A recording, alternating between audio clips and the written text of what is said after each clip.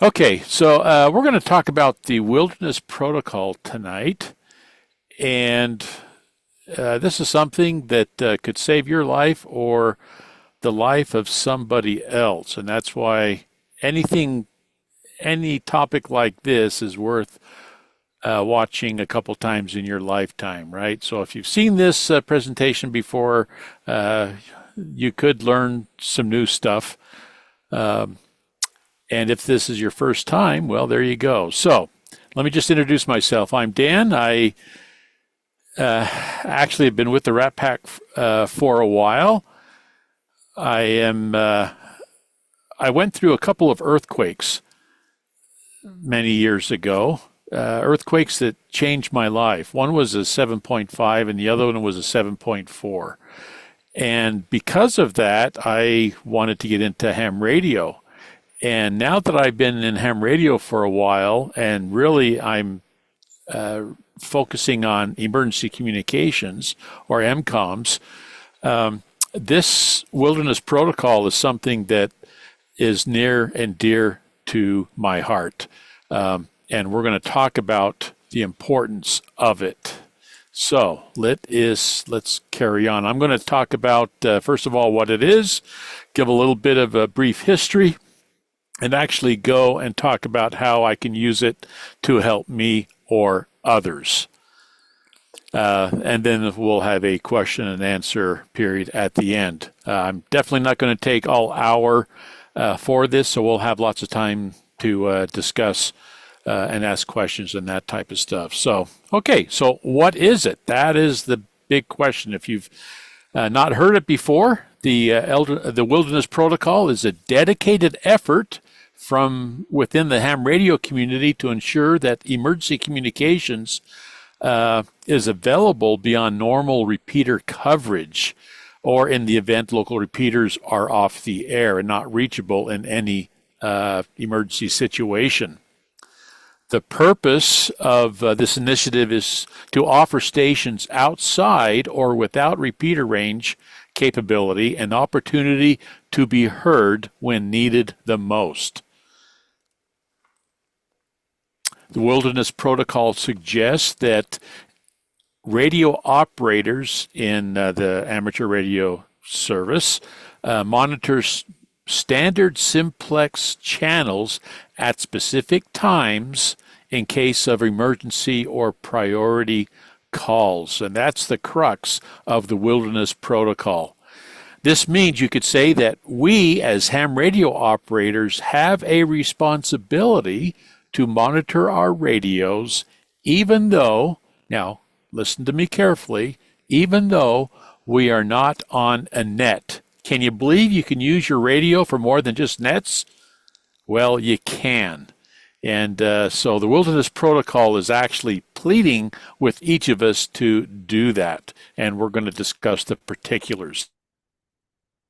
So, the primary national call-in frequency for each of the bands I have listed there on the screen.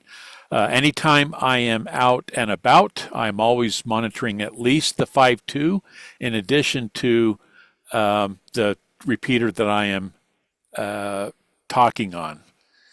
The idea is to allow communications between hams that are hiking or backpacking in uninhabited areas or outside repeater range an alternative, in other words, an alternate opportunity to be heard. So there's nothing worse than you out in the back country, and every state and country has places where people are hiking and backpacking and camping and that kind of stuff. Well, this is what this Wilderness Protocol was built for.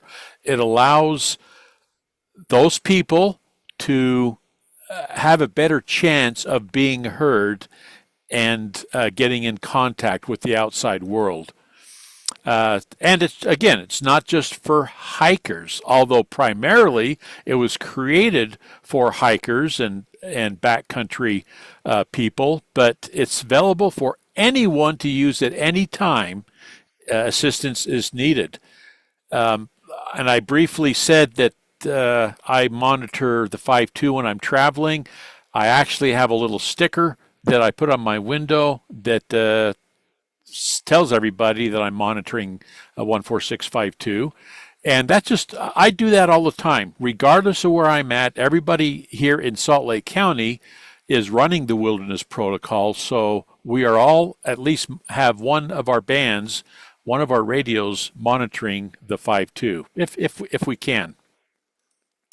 There's even a schedule that everyone should take note of, starting at 7 a.m. in the morning, then at 10 a.m., 1300, 1600, 1900, 2200 hours. So every 3 hours starting at 7 a.m. is when we are listening to the simplex frequency. And there's a reason why we do that, and we're going to talk about that. So that's basically what the Wilderness Protocol is. Let's just briefly talk about the history. How did this all come about? So in 1994, a QST published an article by November 6 X-Ray Mike Whiskey, William Alsup, and he first discussed the protocol on the 5.2 frequency. Then in 96, it was reprinted, and they added the UHF FM portion of that. So they added the UHF, and I can't remember if they included the other UHF frequencies, but certainly the 70 centimeter was added, and that was done. The reprint article with the additions was submitted by Paul, AD7 India. The article recommends that stations, and it doesn't matter if you're fixed, portable, or mobile, monitor the primary and secondary, if possible, national simplex calling frequencies every 3 hours starting at 7 a.m. local time for 5 minutes. And that's key right there. If you're close to a state line, you need to sync up and tell people when you're going to be listening to those frequencies. Or if you're the hiker, you're going to be saying, hey, I'm in the mountain time zone and not in the Pacific time zone, even though I could possibly hike into the Pacific time zone. We need to make sure everybody understands what local time we are talking about. And we'll get more specifics later on in the presentation here. So here's the thing with the Wilderness Protocol. This is, again, built around people who are out in the backcountry, right? So you're not going to have a 650 amp hour battery that you're going to lug around with you. You're going to have your HT, and hopefully you have a spare battery with you. That should be done anyways. But this is the whole idea, is to be able to communicate with the caveat of the understanding that we have small batteries, right? And so that's why we are only listening to the simplex frequency at certain times of the day, and for X amount of minutes every hour that we're listening. So here's the $60,000 question. How can it help me? Well, we know what it is, and we discussed a little bit about the history. So let's talk about the unlucky soul, whether that's you or the person out in the backcountry who is in distress, and you hear him on the radio, which, like I say, could be you.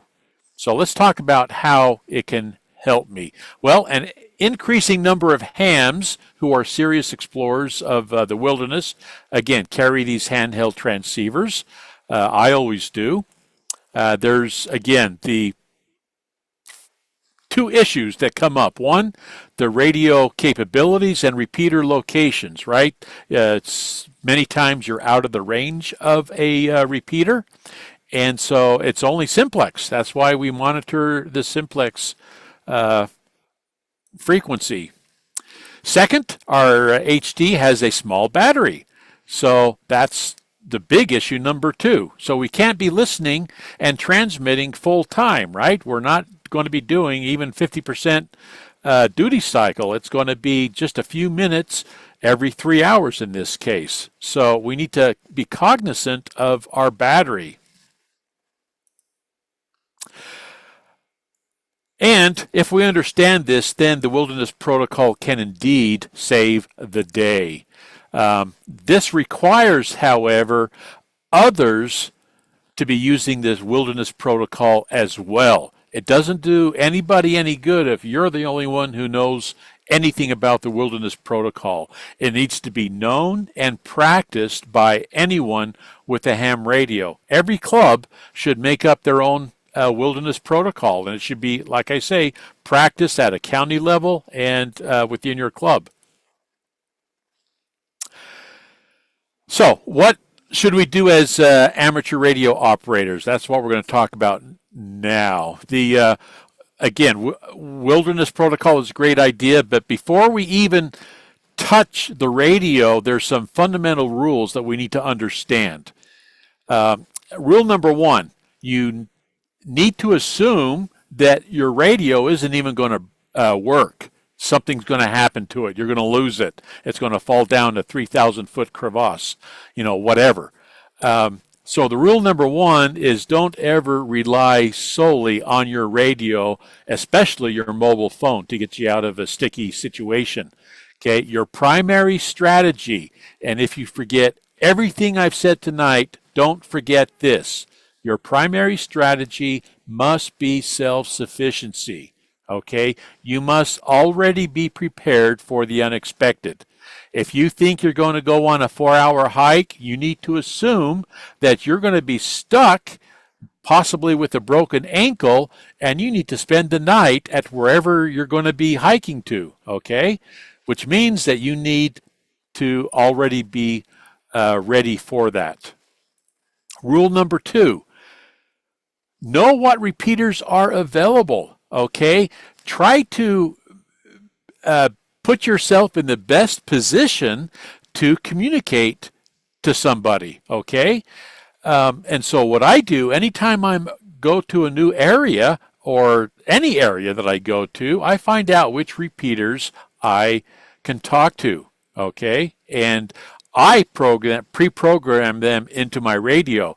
At the very, very minimum, put it on a piece of paper and take it with you. Don't forget your CTCSS tones, okay? It's something that, again, could save your life. Now, in remote areas, you'll typically want to monitor the 5.2 as much as possible, and that includes fixed stations, mobile stations, and HTs. Now, talking about the repeaters, here in Utah, we have a organization called the Utah VHF Society, and they are responsible for the repeater coordination and frequency coordinations and that type of stuff. So in Utah, these are the number of repeaters that we have in each of the bands. So more than likely, there's a repeater that I might be able to connect to when I'm out in the backcountry. Your own state will have your own method of finding which repeaters are available to you. I don't know that. I do know what they are in Utah. Okay, so that's one thing you'll need to find out. So continuing on, what do I do as an amateur radio operator and I'm out in the backcountry? Well, in order, again, my goal is to do everything that I can to have a better chance of having somebody listening to me, okay? And that includes using this thing called using LiTZ, long tone 0. Well, what the heck is that? Well, we're going to see what it is. We're going to begin our call, and I'm going to do about 3 seconds of tone using the LiTZ signal. Okay, Dan, you still haven't told me what the LiTZ signal is. Okay, here's what it is. We are going to key up holding down the 0 key, that's why it's called the long tone 0 or LiTZ, to continuously transmit the 0 DTMF tone. Okay, and when you do that, let me get back to, when you do that, you'll hear this. And that kind of breaks up the silence. And if you are in a vehicle or in home camp and you hear that LiTZ signal, you know that the next thing that's going to happen is somebody is going to be asking for help. Okay, so that wakes you up out of the fog and puts your ear to the speaker so you can hear what's going on. After you key up your radio using LiTZ, and I suppose it could be any tone, but LiTZ makes a great acronym. Okay, use any tone, it doesn't matter. I use long tone 0. Then you proceed to make your emergency call, and again, we use the tone to allow people to recognize that an emergency or priority call is coming through. Okay, so it is important that we remind people of the protocol at our club meetings and on the net. It's a good thing to know about this and be reminded about. And I would be more than happy to give this presentation to any club who wants to me to give their presentation to. I've done it for a number of clubs throughout the U.S. And again, this is something that I think is critical. So let's briefly summarize what's going on. Every 3 hours, starting at 7 a.m., okay, the primary frequency is the 5.2, but know about the other alternative frequencies. Now, one thing that we do here in Salt Lake County is we heavily use the 220 band. So that is another frequency that I'm going to use, the 223.500, because I know that people are listening to that frequency. So in your area, it's going to be different, or it could be the same. I don't know. You begin each of your calls with the LiTZ, starting with 3 seconds. I like to do about 3 seconds, and maybe I'll go ahead and do like a CW0 or a CWS ... so that it allows the person, they could be just listening and having that frequency in the, on their band number 2 that they're listening to. The volume may be down, but if I hear that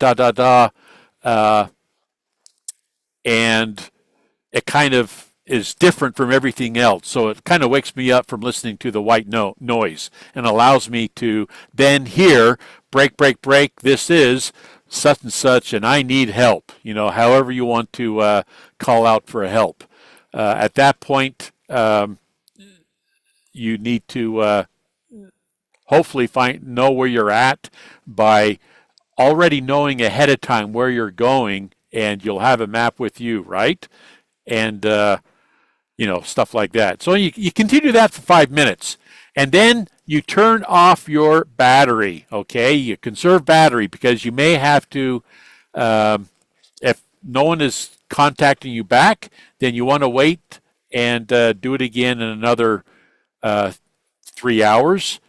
What's the rule of thumb when you're lost? You don't start hiking away, right?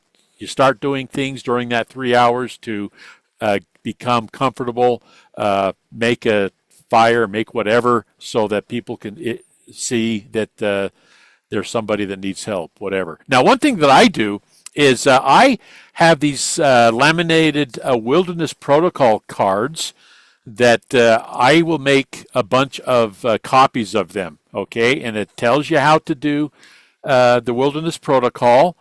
And, well, what do I do with that? I will go ahead and tell people where I'm going and when to expect me back. Tell these people you'll be using the wilderness protocol. That's when you give them the card that has a wilderness protocol. And here's something that sometimes people forget. If and when you pass a ranger station, stop and tell them what you're doing. Tell them your expected time of return and give them a wilderness protocol card. The people may not be ham radio operators, and I see that all the time, but more and more I see that at least one of the rangers knows somebody that is a ham radio operator, and certainly search and rescue, if you don't return when you're kind of you told them that they'd be returning, they already know how to get a hold of you. Okay, it might be that they'll be calling you. Okay, so that's what you do before leaving.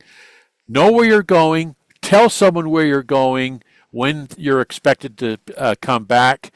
Prepare before you leave. In other words, make sure that if it's going to be a 4-hour hike, assume that you're going to have to stay overnight, have extra things with you. That's a whole other presentation that I'm not going to get into. And assume that you're going to get lost, okay?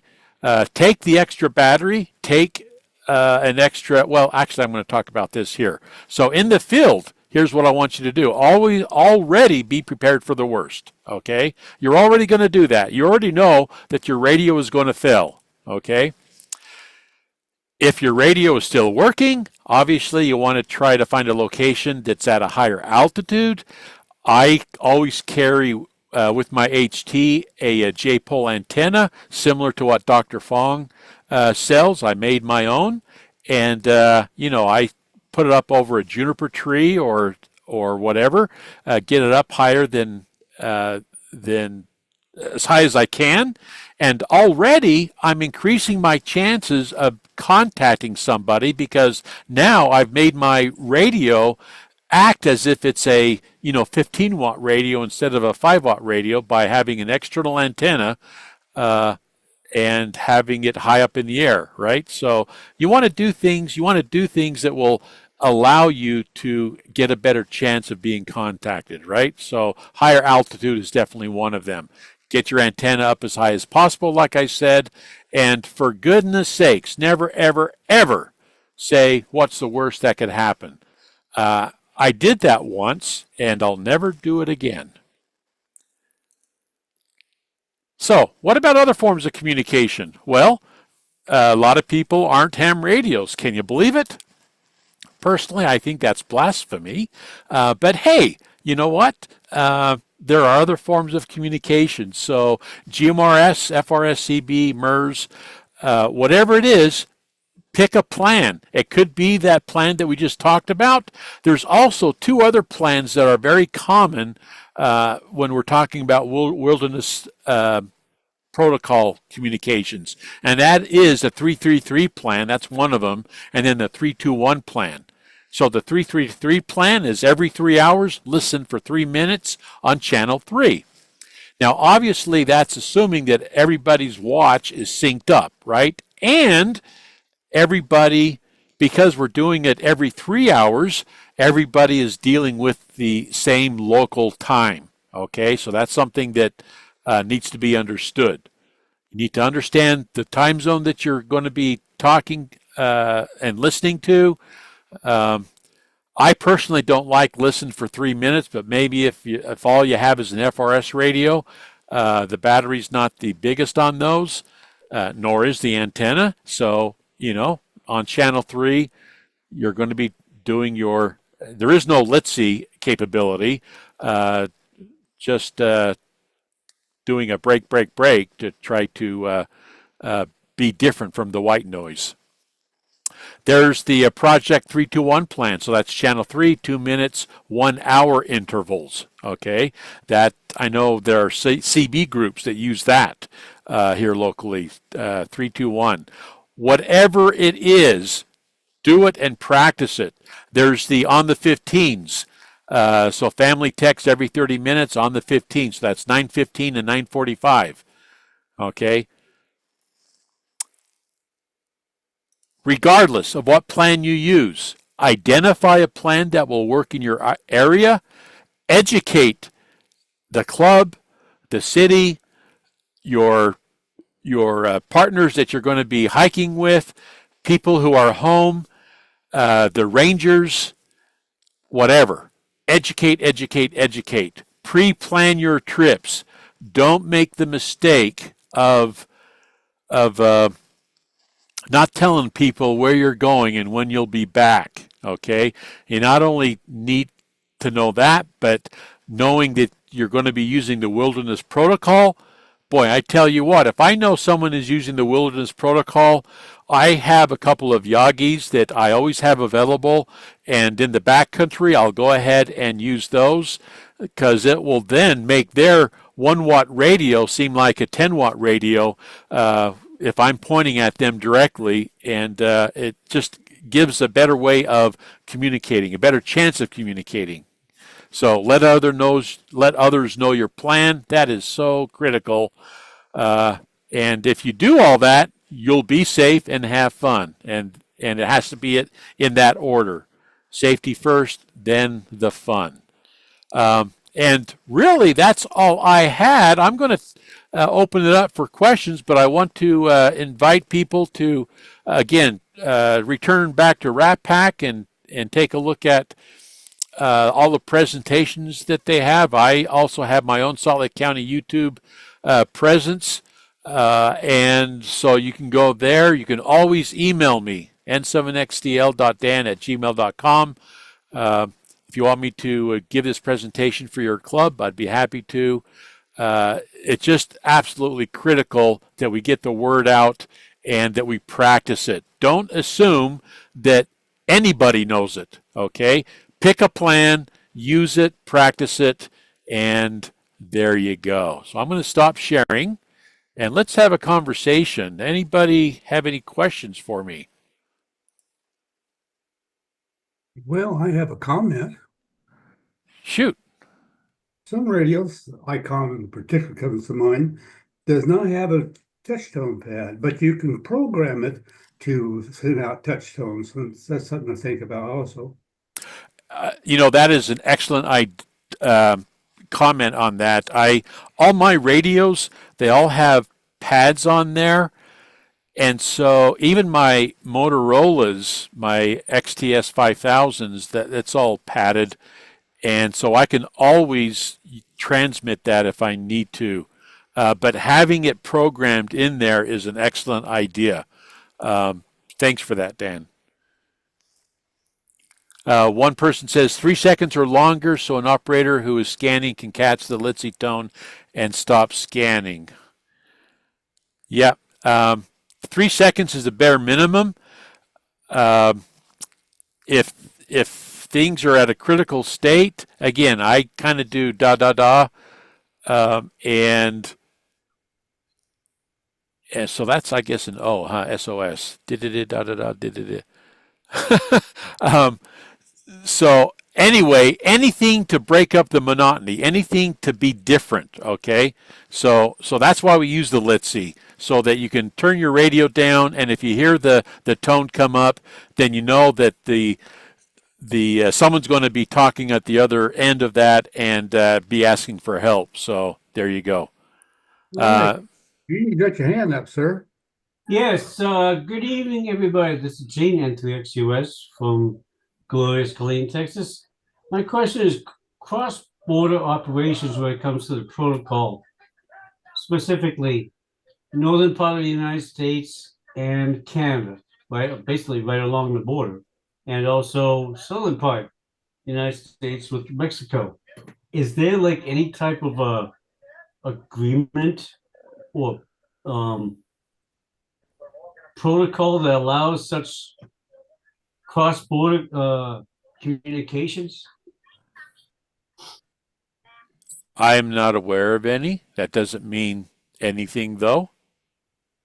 I can comment on that. Please.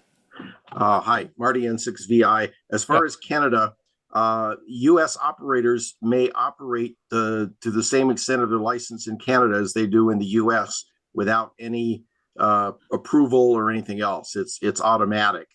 With respect to Mexico, you do not have reciprocal privileges unless you get approval from them. So you need to go through FMRE or somebody.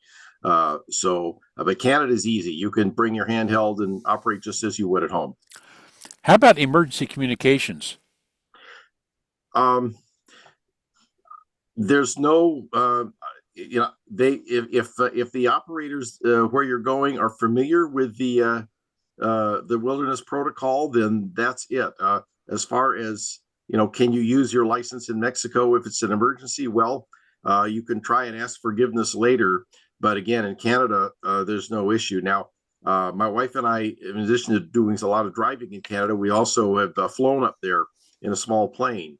And much like when you talk about leaving your information with the local ranger station, when we follow what's called a flight plan, which basically tells the air navigation controllers who you are, where you're going, what your route is, when you're expected, and if you file a flight plan and then you close it when you get to your destination. If you don't, then they start looking.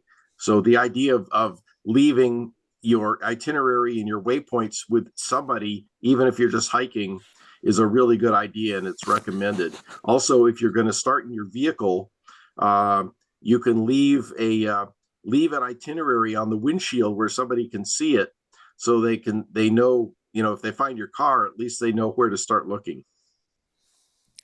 And I will say I agree with all of that 100%. I do know that depending on, I hate to say this, but I personally do not like to put on my vehicle when I'm going to be back, because that will tell the thief how long they have before someone comes back. And so that's why I don't do it there. I physically will tell people my itinerary and talk to them about the wilderness protocol. But regardless, somebody needs to know whether you put that sticky on your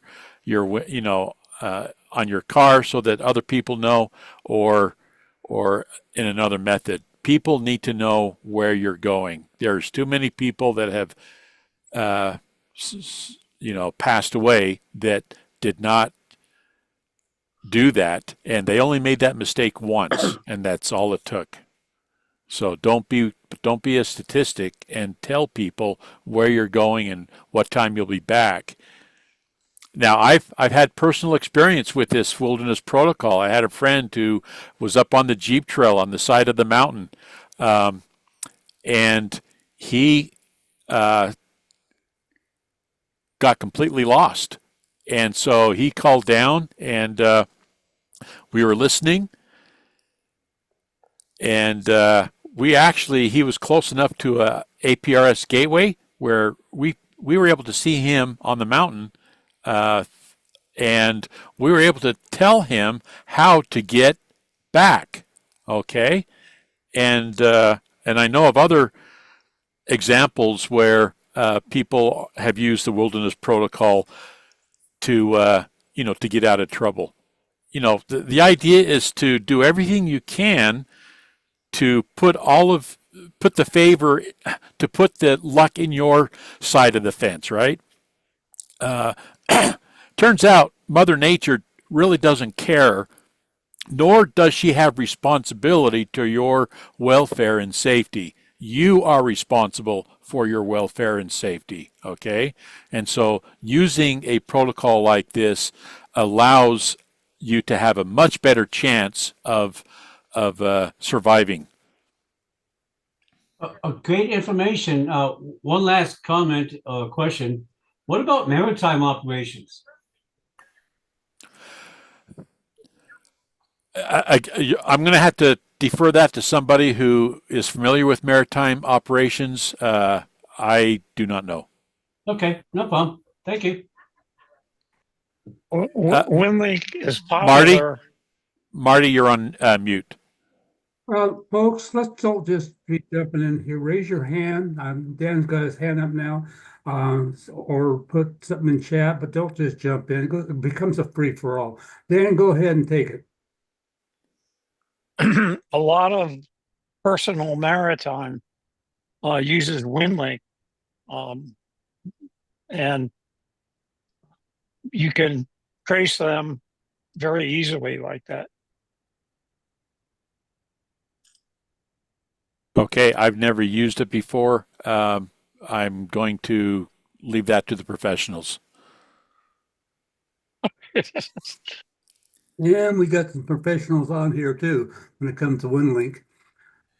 I'm just an amateur, and a rank amateur at that. Somebody the other day asked me how long I've been an amateur, and I told him, and he says, "When are you going to become a professional?"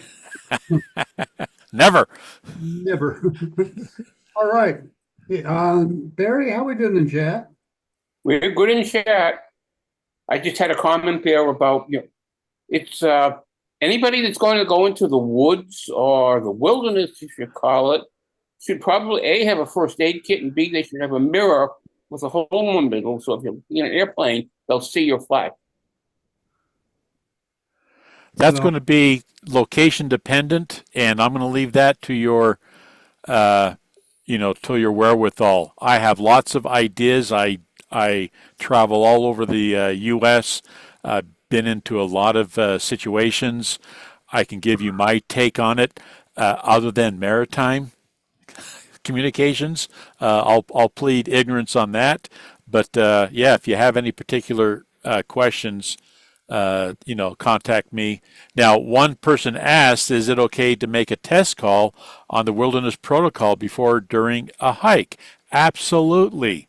The only thing that I would not do is say break, break, break, or mayday, mayday, mayday, or something that is identifying a real live bona fide issue. Okay.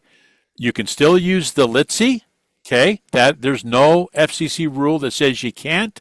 And after the LiTZ, you say, this is a test. Is there anybody out there? Or probably better, N7XDL, are you out there? Because hopefully you've told someone that you're out there on the hike and you want to make sure that you're making a contact. Okay, so absolutely. It is okay to do a test call so long as you're not using those dreaded words of mayday, mayday, mayday, and break, break, break. That the FCC tells us what we can and can't do, and so. But yes, as long as you're saying test, test, test, can someone hear me? That's awesome. You should do that anyway. Okay, Marty's got his hand up. Dan, I might ask you if you can turn your camera on. That would help a lot. Okay, Marty, take it away. Okay, for the person who asked about marine, the international distress frequency is VHF channel 16. I think that's 156.8 megahertz. So even if you have a handheld, if you're close to the coastal waters, the Coast Guard is listening on that channel 16 for emergency calls. So you should have that noted in your plan if you're going out in the water. Second, just an interesting development that took place some years ago. When I was on the ARRL board, and actually before that, for a long time, the ARRL VHF contests prohibited the use of 146.52, the national VHF 2-meter calling frequency, for contest contacts because they wanted to leave that free. And of course, as time went on, fewer and fewer people were using 146.52. And I had made the argument that, if you're lost in the woods somewhere, what could be better than to have a bunch of mountaintop stations with big antennas listening on 146.52? Your chances are better there than they are on a regular weekend. Eventually, we got that rule changed.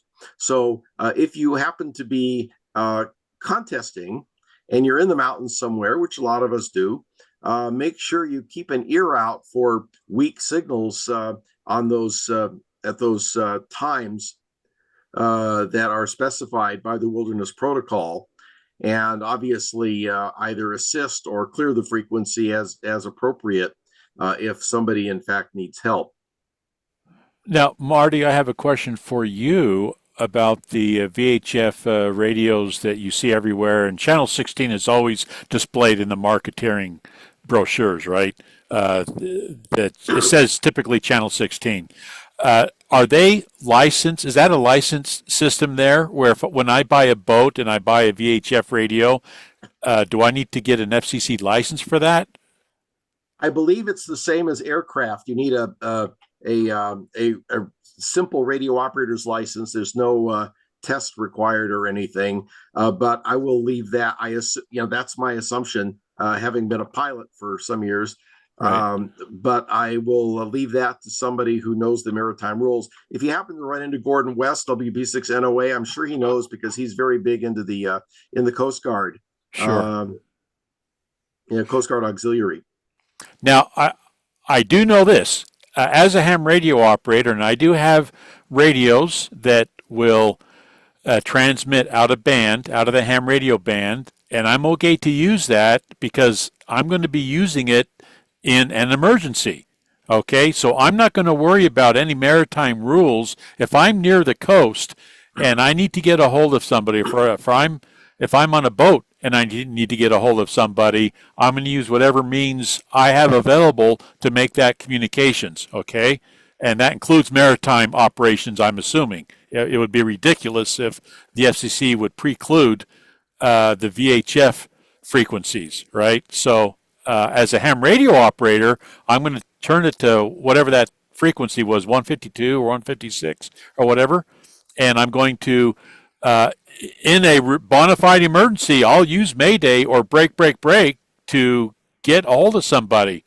And this isn't if I've lost a shoe or I need to have someone call my wife to pick up milk for when I get home. No. That's if I am lost and I am unprepared for the environment, and this is when life and limb are in jeopardy. Then you can use any means you can, including the maritime frequencies. So I'm going to assume that is the case, and I'm assuming because I haven't heard anything about the maritime frequencies. I do know that on the 700 megahertz and 800 megahertz public service bands, anything is legal to use to get a hold of, if there's an actual emergency, right? So I'm assuming the same thing holds true with any band, including the 108 band. If I'm in an airplane and the pilot slumps over, I'm calling anybody and everybody to get help, right? So there you go. Okay, Dan, if you XDL, Dan, if you could turn your camera on, that would help a lot. Are there any more questions? How are we doing in chat, Barry? We're doing pretty good. Kevin suggests if you're going to monitor it on those specific times, turn your squelch off so you can hear weak signals better. And that's a good case in point. Can you see me okay? My camera was on, but my camera's not on? It is on now. Oh, okay. You're on. Interesting. Okay. Okay, yeah, squelching and weak signal. So anytime I'm listening, I have a band, like I have a dual band radio. One band, if I'm going someplace, I'll turn it to 5.2, and I always put my squelch at 1. And then I'll turn it down low. And I've seen that in order for the thing that you're talking about, Barry, to really be effective is if the volume is up and you can hear weak signal stuff. Maybe during those times I ought to do that, but as of yet, I haven't done that. I have put the squelch to 1 and put the volume down so I can still hear it if someone breaks the squelch, which happens all the time because a squelch of 1 is practically nothing, right? But I think a case in point, you made a good point in turning the squelch off, turning the volume down, and just know that you're going to be hearing that hiss So that's all the more important reason to use a LiTZ signal, so that kind of breaks through that white noise, because after a while it becomes white noise, and you don't want to be lulled by hearing nothing, right? Which is a common thing that happens. So that's my 2 cents worth. Oh, okay. Take and give you some change. Ben has his hand up there. Go ahead, Barry. Say again. Ben has his hand up. Oh, I see that. Ben, take it away. Me? Yep, you. Yes. Okay, yes. I just have a comment. I like the idea of this show. I didn't think about it earlier, but it's a very good idea. And we mentioned that to get a maritime VHF license in Norway, I think the same for most of Europe. You need to have to get a specific license to be able to buy the radio having this channel 16. As a radio ham, you have the possibility of putting it into and having it with you. But well, my wife took the license for maritime. I also took it, but I was a radio ham beforehand. So I think if it's an emergency, you have the possibility to use it. But for anybody normal, people not being a ham, they would need a license to be able to buy that radio, at least in Norway. So, but the idea of listening and eventually use that channel is good. And of course, the frequencies are apart from the maritime system. The ham frequencies are different. 145, 500 is a general calling frequency in Norway. I think it's for most of Europe, but it's our regions. But the idea you are presenting here in this show is a great idea. Absolutely, I take it with me. Thank you. Excellent. I hope everybody does. And back to Barry's comment about the mirror, it's not a bad idea. The more you have, the more tools you got, the more you can use. So if you happen to have a mirror, you happen to see a plane going by, you hope the heck the guy is not sitting there going to the instrument and watching the panels and not looking out the window, whatever. At least you got something to do. Smoke signals, whatever works. Your radio working, try what does. But let me warn you about that. I have a signal mirror and a compass in any time I leave to do some type of activity. Okay, every time. I've also learned how to use the mirror and compass.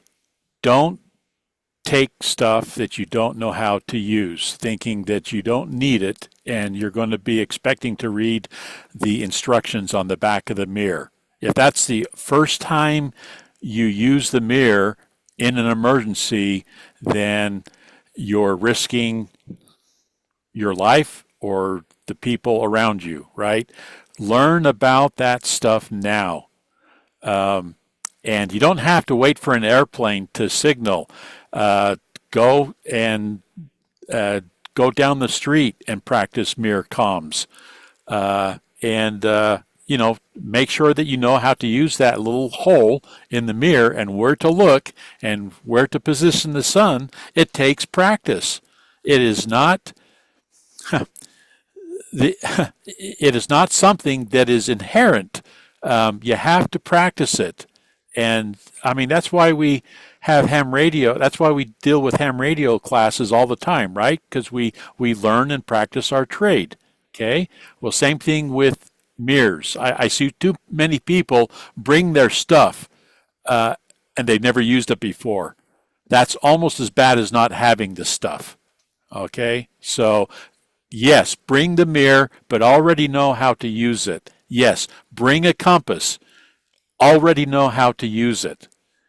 And incidentally, I teach navigation with map and compass. If you want me to present at your club, I'll be happy to do it. So no one has any excuse for not knowing how to do the compass because there's somebody who does it for a living, and I can help you out. Okay.